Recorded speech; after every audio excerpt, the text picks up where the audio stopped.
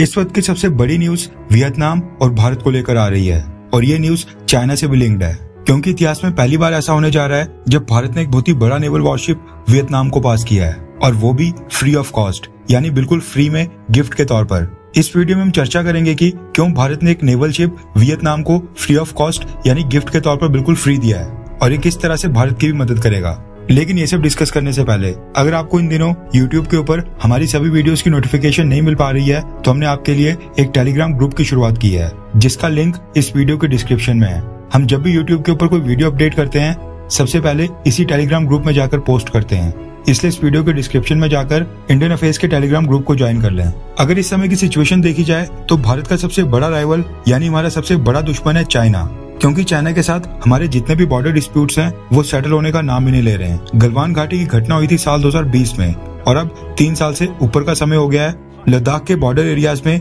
भारत और चाइना के ट्रूप्स अभी भी आमने सामने हैं। कई लेवल की मिलिट्री टॉक्स के बाद भी भारत और चाइना के बीच लद्दाख को लेकर जो मिलिट्री डिस्प्यूट है वो सॉल्व होने का नाम ही नहीं ले रहा है। इसके साथ ही भारत और चाइना के बीच एक स्मॉल स्केल वॉर के चांसेस अब पहले से काफी ज्यादा हैं, क्योंकि चाइना का भारत के साथ 3000 किलोमीटर से ज्यादा का जितना भी बॉर्डर लगता है उसके ऊपर चाइना काफी एक्टिव हो गया है। वहाँ पर कई सारी एयरफील्ड बना रहा है और उसने वहाँ पर डिप्लॉयमेंट भी काफी ज्यादा बढ़ा दी है। इसके साथ ही चाइना ने बॉर्डर एरियाज तक न सिर्फ रोड नेटवर्क को बढ़ाया है बल्कि वहाँ तक बुलेट ट्रेन तक पहुँचा दी है, और ये भारत के लिए बहुत ही अलार्मिंग खबर है। इसलिए ये कहना गलत नहीं होगा कि भारत और चाइना के बीच किसी भी समय एक स्मॉल स्केल का वॉर हो सकता है। और अगर भारत और चाइना दोनों देशों की आर्म्ड फोर्सेस को देखा जाए, दोनों देशों के पास जो भी हथियार हैं अगर उनके ऊपर नजर डालें तो चाइना इस समय बहुत ही कंफर्टेबल पोजीशन के ऊपर है, न सिर्फ अर्थव्यवस्था के मामले में बल्कि डिफेंस के मामले में भी। और ये चीज हमको बहुत ही शालीनता से एक्सेप्ट भी करनी पड़ेगी, क्योंकि जब कोई भी देश अपने स्ट्रॉन्ग पॉइंट्स और अपने वीक पॉइंट्स को नहीं एक्सेप्ट करेगा तब तक वो सफल बिल्कुल नहीं हो सकता है।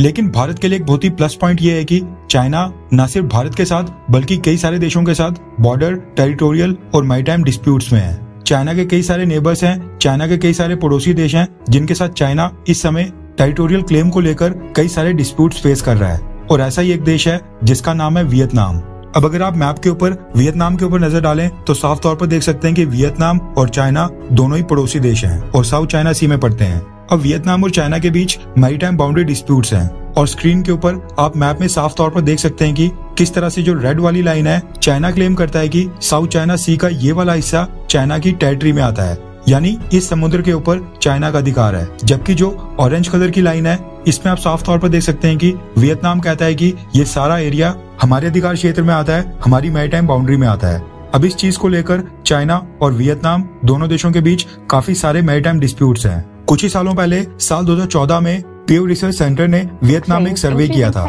जिसमें वहाँ के लोगों से पूछा गया था कि क्या आपको लगता है कि वियतनाम और चाइना मैरीटाइम डिस्प्यूट्स को लेकर दोबारा से एक मिलिट्री कॉन्फ्लिक्ट में पड़ सकते हैं। तो वहाँ पर 84% वियतनामी लोगों ने कहा था कि हाँ, चाइना और वियतनाम के बीच कभी भी कोई भी मिलिट्री कॉन्फ्लिक्ट स्टार्ट हो सकता है, और साउथ चाइना सी में दोनों देशों की नेवीज किसी भी समय एक युद्ध लड़ सकती हैं। और इस तरह के इंसिडेंट काफी बार देखने को मिले हैं जब वियतनाम और चाइनीज नेवी दोनों के नेवल शिप्स आपस में टकराते हैं और एक दूसरे को कन्फ्रंट करते हैं, और वहाँ पे कुछ झड़प भी होती है, जहाँ पर वियतनाम की नेवी क्लेम करती है कि पीएलए नेवी के जो ट्रूप्स हैं वो उनकी मैरीटाइम बाउंड्री में वायलेशंस कर रहे हैं, जबकि जो पीएलए की नेवी है यानी जो चाइना की नेवी है वो क्लेम करती है कि वियतनाम नेवी के शिप्स उनकी वायलेशंस कर रहे हैं। अभी जो चाइना और वियतनाम के बीच हीटेड क्लैशेस हैं ये पहले भी काफी बार देखने को मिले हैं, और कई केसेस में तो दोनों देश एक दूसरे के नेवल शिप्स को भी काफी बार डैमेज कर चुके हैं। अभी हमने थोड़ी देर पहले इस चीज को एक्सेप्ट किया था कि चाइना भारत के खिलाफ बहुत ही कंफर्टेबल पोजीशन के ऊपर है, तो ये ऑब्वियस सी बात है कि वियतनाम की जो नेवी है वो चाइना के सामने काफी वीक है,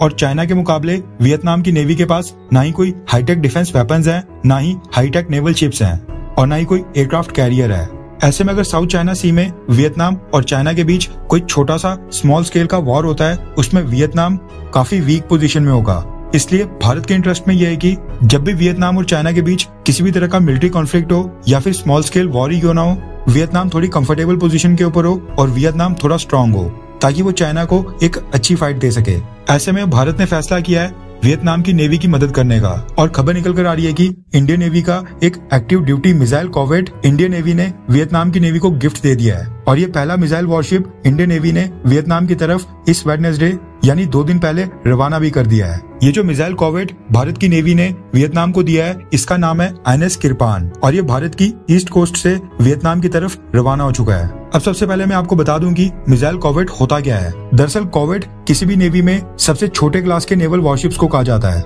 जिनमें आमतौर पर 40 से 50 नेवल पर्सन आ सकते हैं। अब ये साइज में छोटे होने के कारण काफी फास्ट होते हैं और ये बहुत ही लंबा डिस्टेंस बहुत ही कम समय के अंदर कवर कर सकते हैं। अब अगर नेवल वॉरशिप्स की क्लास की बात करें तो सबसे बड़े होते हैं डिस्ट्रॉयर्स, उससे थोड़े छोटे होते हैं फ्रिगेट्स और सबसे छोटे होते हैं कॉर्वेट। और जो भारत ने कॉर्वेट वियतनाम की नेवी को पास किया है यानी गिफ्ट के तौर पर दिया है, वो एक तरह का मिसाइल कॉर्वेट है, जिसका मतलब है कि उसके ऊपर कई तरह की सरफेस टू एयर मिसाइल्स को वहां पर डिप्लॉय किया जा सकता है। इसके साथ ही उसके ऊपर एक मोटराइज्ड गन भी लगी होगी, कई तरह के रडार्स उसके ऊपर फिट होंगे और वो 1 या 2 हेलीकॉप्टर्स भी कैरी कर सकता है। हम पिछले काफी समय से देख रहे हैं कि भारत की सरकार वियतनाम के साथ अपने संबंधों को काफी मजबूत कर रही है, खास तौर पर डिफेंस के क्षेत्र में, क्योंकि दोनों देशों का एक ही राइवल है, चाइना। इसलिए पहली बार हो रहा है जब भारत ने इतना बड़ा नेवल वॉरशिप किसी भी देश को फ्री ऑफ कॉस्ट यानी गिफ्ट के तौर पर फ्री में दिया है। इससे पहले भारत ने कई सारी छोटी छोटी बोट्स, मिलिट्री इक्विपमेंट मालदीव्स और मॉरिशस जैसे छोटे छोटे देशों को फ्री में दिए थे।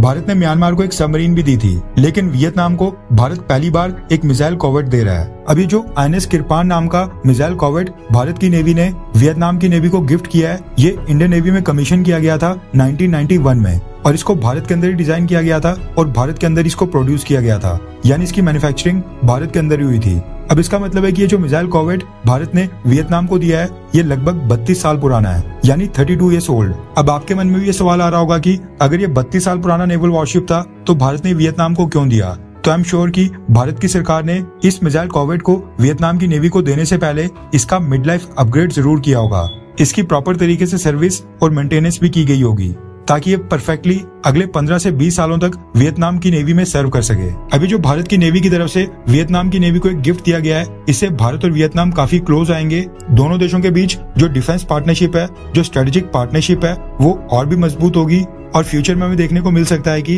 वियतनाम भारत के साथ और भी कई सारी डिफेंस डील्स को साइन करे। इसके साथ ही दूसरा फायदा ये होगा कि वियतनाम चाइना के सामने थोड़ी कंफर्टेबल और स्ट्रॉन्ग पोजीशन में आ जाएगा। वैसे क्या ये सही फैसला था या फिर नहीं, क्योंकि ट्विटर के ऊपर कुछ लोगों का ये भी मानना है कि ये मिसाइल कॉर्वेट काफी सालों पुराना था, इसलिए भारत की सरकार को इतना पुराना नेवल वॉरशिप वियतनाम को नहीं देना चाहिए था। लेकिन इसके ऊपर आपका क्या ओपिनियन है? आप क्या इसके ऊपर राय रखते हैं? नीचे कमेंट करके जरूर बताएं।